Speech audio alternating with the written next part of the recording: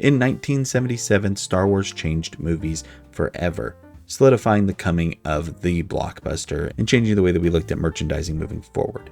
That same year, Pepsi decided to change things up as well, though, to be fair, in a very different way, by getting into the restaurant business so that it would be able to more directly compete with Coca-Cola, which had really cornered the market by being the go-to soda for big franchises like McDonald's. So in 1977, Pepsi purchased Pizza Hut, but it wouldn't stop there. In the next year, 1978, it would go on to purchase Taco Bell, and then eventually in 1986, KFC. Now, these seemingly unconnected events would collide in 1999, when these three fast food giants would unite for one of the biggest promotions in fast food history. That being Defeat the Dark Side, which was meant to promote Star Wars Episode 1, The Phantom Menace. And this series is building to that legendary crossover. But before we get into talking about that, I wanted to talk about what led up to it at each of those individual restaurants, talking about the different promotions and kids' meal toys that were available at each up until the year 1999. Today we're going to be talking about the final one of those, Taco Bell. As we're going through all of these, don't forget to let me know in the comments below if you have any memories that are tied into any of them. I love hearing about those from people in the comments. And then don't forget to hit that subscribe button so you can get the notification when that Star Wars video does come out next week. So with all that out of the way, let's go ahead and take a look back at some of the promotions and kids' meals that were available at Taco Bell. We're going to start off in 1984 with a bunch of dolls that were tied in with a series of different greeting cards. These were called the Hug-a-Bunch dolls. Personally, I had never heard of them before this. This was a little bit before my time. But if you have any memories of Hug-a-Bunch, let me know. But it seems like they were at least kind of popular because they did have a direct-to-video movie that was released about them as well. In 1989, though, we get to something I am very familiar with, and that is the release of Batman, directed by Tim Burton. Similar to the Rescuers cups that came out at Pizza Hut, I am amazed at the deal you're getting here. When you would purchase just a 32-ounce drink, you would get this free Batman cup, free refills, and a free cinnamon twist. The 1989 Batman is my personal favorite Batman movie, so these cups here are on the list of things I might actually consider buying someday on eBay. As we move into 1992, we find a series called the Fold Together Vehicles, which would allow you to create a model of either a car, a boat, an airplane, or a bus. These are very similar to some of the things you'd see early on in McDonald's. By the time the 90s were hitting, though, they were bringing high quality toys, so Taco Bell was definitely playing catch up here. In 1992, you also had the chance to get one of 4 different Christmas ornaments that tied in with the Muppet Christmas Carol. All these ornaments were just made of plastic and had stickers on both sides of them. So again, they're not really comparable to, let's say, the Paddington ornaments that were being featured over at Pizza Hut, but still, it's fun to see anything that ties in with this Christmas classic. As we move into 1993, we see a property that has been featured in videos that I've put together in the past, and that is The Busy World of Richard Scarry. There were 4 different things you could collect in these kids' meals. There were 2 different finger puppets, and then 2 sets of stickers. The finger puppets from this set actually had to be recalled eventually because kids were, unsurprisingly, putting these in their mouth and were getting them stuck on their tongues. That recall actually extended into the next promotion that Taco Bell had, which was for Rocky and Bullwinkle. These inflatable balls would get recalled because people were getting too dizzy while they were blowing them up, which to me is pretty funny. I mean, just don't blow up the inflatable ball so hard. Just kind of take your time and you should be all right. On top of the inflatable balls, you could also find yourself getting, a little stamp. And they also had what they called the Bullwinkle Taco Crunch Club, where as you bought more tacos, you would unlock different rewards, including drinks, combos, hats, and even a t-shirt. 1993 would also see a series of dinosaur puzzles, where you could get either a Tyrannosaurus Rex, an Ankylosaurus, or Parasaurolophus.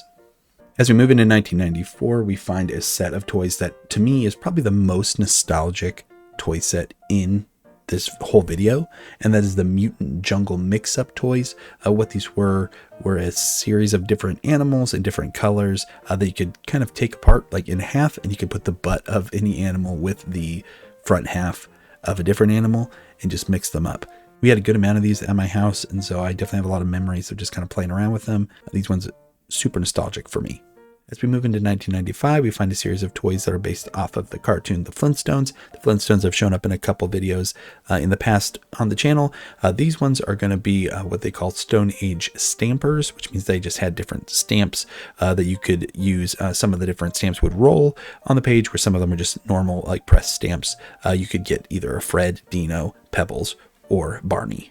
1995 also saw the release of the movie The Mask, and there was a set of toys that went along with that.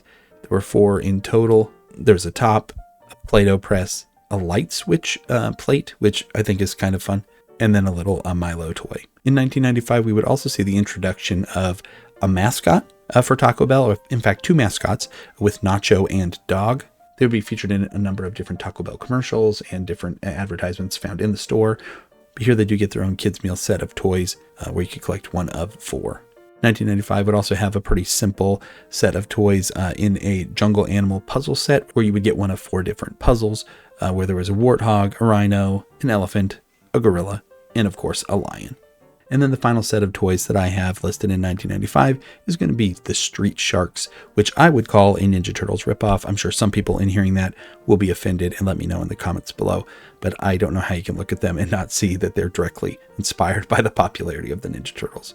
Not to say that they aren't very cool, because they definitely are. As we get into 1996, we would get another set of toys that would be based off of a Jim Carrey property. These toys would be based off of Ace Ventura, Pet Detective. That year, there was also a set of toys called Desert Cruisers, which had different little desert animals riding on other desert animals. Another set in 1996 would be based off of the Shaquille O'Neal movie Kazam. This set had 4 different toys, including a die that you could roll that is essentially like a magic 8-ball, a little launcher that could send a toy shack flying across the table, a spinner, and then a little water-based toy that included a shack and the kid from the movie. 1996 is also going to see a combination kids meal where you could either get a toy tied in with the show Tenko and the Guardians of the Magic, or Saban's Masked Rider, which had also been featured in a kids meal over at KFC. Then we would also get the addition of a new Nacho and Dog toy. This one is just a rubber ball that would include both characters.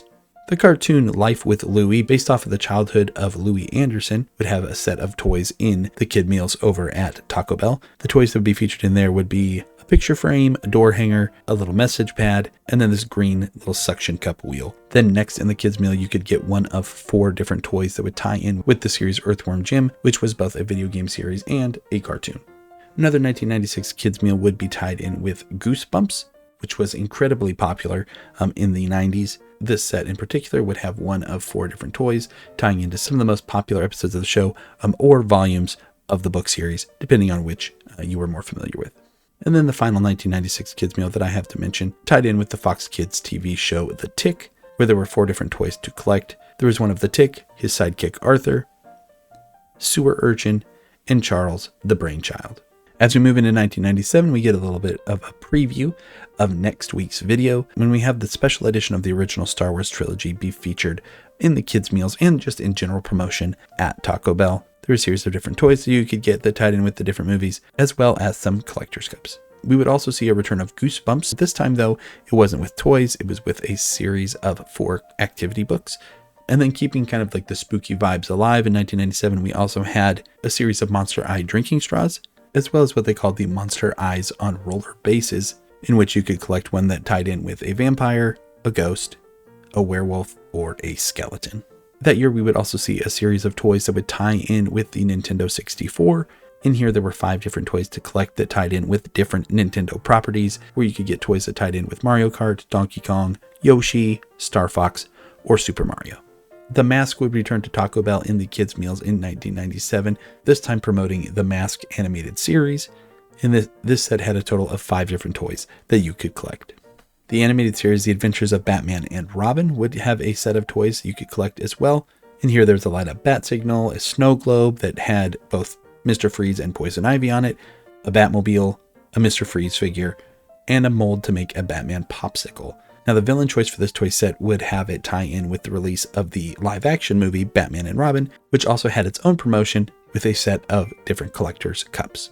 In 1998, Taco Bell would be a part of a big promotion for another blockbuster, that being Godzilla. I have very distinct memories of a lot of the commercials that came out following this one. I think I need a bigger box. Now, outside of just the big promotion that the restaurant was doing, there were also kids' meal toys that you could collect with a total of 6 in the series. That same year, there was also a set of toys that tied in with a Fox Kids show that I honestly have zero memory of, called Space Goofs. This series had 5 different toys that you could collect. Definitely let me know if you know anything about this one. I have just the most vague memory of the purple guy from this series, but outside of that, I've got nothing. Animorphs would have a set of toys available in 1998 too.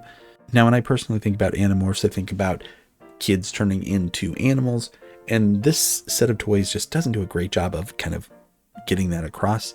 I'm sure it ties into like more of like the lore that goes into the series, but just not the best set of toys in my opinion. Finishing out in 1998, there was a series of toys called Power Rings, which are buildable sets that come with interconnecting pieces. The 4 different sets that you could collect would allow you to build either a reindeer, a pirate ship, what they call the Power Man, or a dune buggy.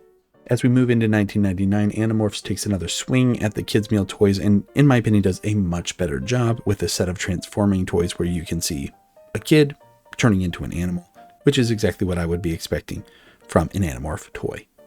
Later that year, you could also get a set of toys that tied in with Woody the Woodpecker, as well as later on finding toys that would tie in with the Cartoon Network television show Cow and Chicken. The last full set of toys that I'm going to mention here in this video is going to be a set of kid meal toys that would tie in with Taco Bell's mascot at the time, the Taco Bell Chihuahua. It's really hard to overstate how much this guy was everywhere. If you were a kid at the time, you definitely have memories of these commercials. And then that would get us up to the Defeat the Dark Side promotion, which would tie Taco Bell into Pizza Hut and KFC.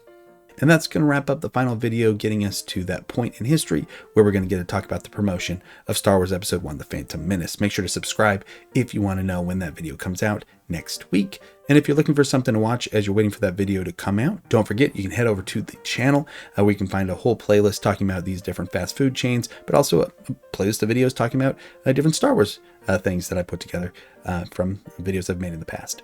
Thanks for all the comments that you've left on past videos and on this video. I really love hearing from you when it comes to things you want to see in the future, things you're enjoying about the videos that have come out so far. It's great motivation to keep going with all this stuff. Just want to finish up by saying thank you so much for checking out this video today.